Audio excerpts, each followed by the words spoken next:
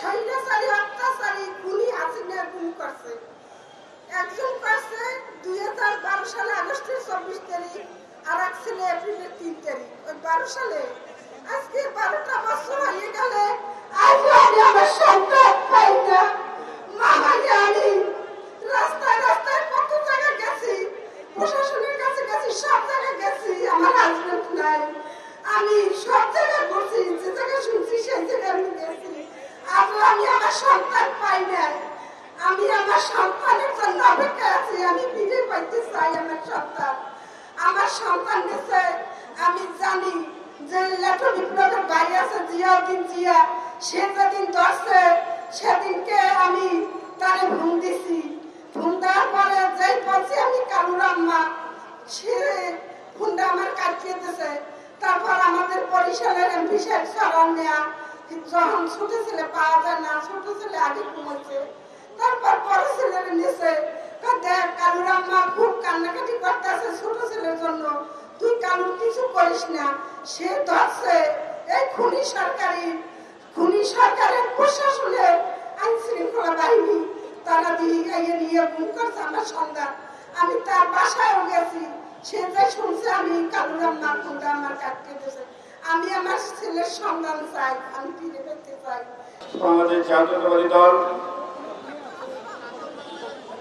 উপস্থিত,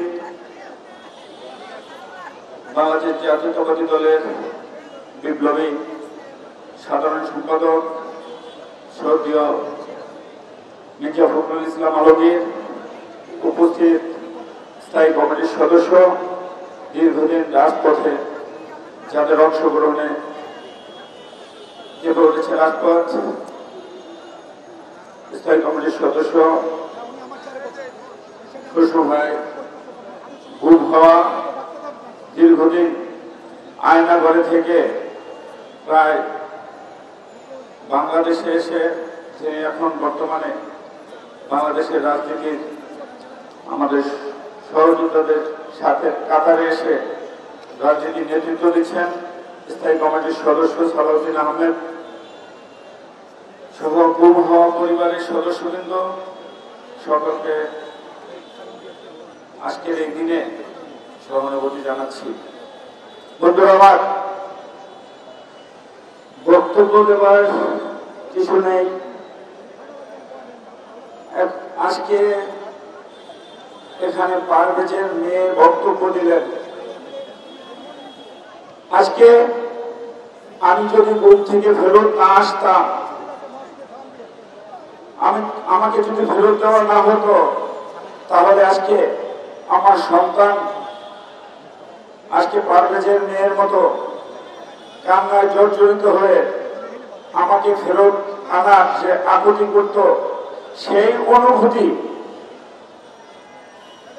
যখন আমার মধ্যে আসছে তখন আর নিজেকে ধরে রাখতে পারছি না। বন্ধুরা আমার, আপনারা আমার সামনে যারা সমবেত আছেন, আমার মনে হয় এই সরকার, এই হাসিনা সরকারের, এই শহীদুদ্দিন সরকারের রোষানলের শিকার হন নাই এরকম কর্মী মনে হয় আর সামনে কেউ নাই। বন্ধুরা আমার, আমরা প্রত্যেকেই যার যার জায়গা থেকে দেশনায়ক তারেক রহমানের নেতৃত্বে, দেশ নেত্রী বেগম খালেদা জিয়ার নেতৃত্বে আমরা এই যুদ্ধে লিপ্ত হয়েছিলাম। আমরা যারা শহীদ হয়েছি, যারা গুম হয়েছি, যারা গুমের শিকার হয়েছি, যারা এখনো কারাগারে আছেন, প্রত্যেকের শোককে আমি শ্রদ্ধার সহিত দেখছি। বন্ধুরা আমার, আমি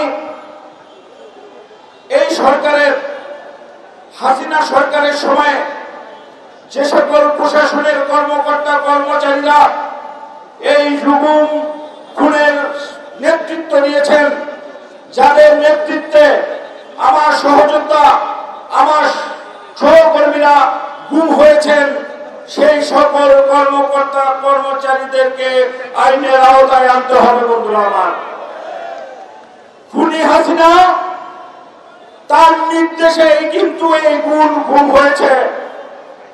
খুনি হাসিনাকে বাংলাদেশের মাটিতে এনে আইনের আওতায় এনে তাকে ফাঁসির মঞ্চে তাকে আমরা দেখতে চাই। বন্ধুরা আমার, আজকে আমার ভাই আমাদের মাঝে নেই, আমরা ইলিয়াস আলীকে দেখতে চাই, আমরা চৌধুরী আলমকে দেখতে চাই, আমরা সাজিদুল ইসলাম সুমনকে দেখতে চাই, সহযোদ্ধা জাকিরকে দেখতে চাই, রাসেল রানাকে আমরা আজকে দেখতে চাই।